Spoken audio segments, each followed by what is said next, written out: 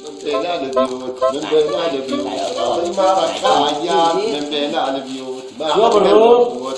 شيخك مسلطن.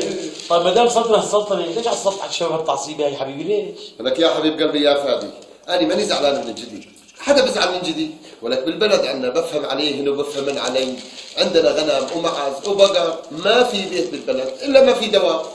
لكن ليش عم المشكلة ليش؟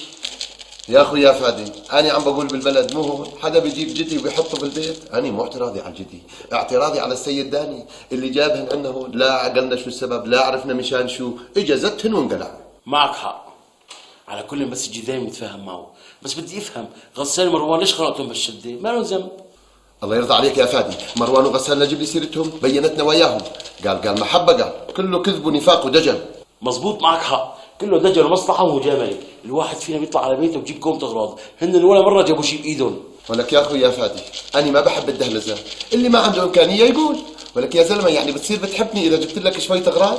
مو هيك القصه، السيد مروان بذاته اللي جاب شي غرض معه ما جاب، ولا هذاك بنص لسان كثر خيره والله جايب لنا كيس كعكه لب بيه من الكرجات. ما في لا احساس ولا ذوق، عدم المؤاخذه انا بجيب السمن العربي والزيت البلدي والقارون والدبس بالفلفل، وانت تجيب مكدوسات واللبنه، ما عم نطعم من شيء، بس سبحان الله يا اخي انا ما بحب الطلسه. لك مليح اللي نزلوا وراحوا، قال شو انطمزوا يا هم لالي. بالناقص منهم انا قل لي طلسه 3 مرات بيغم علي.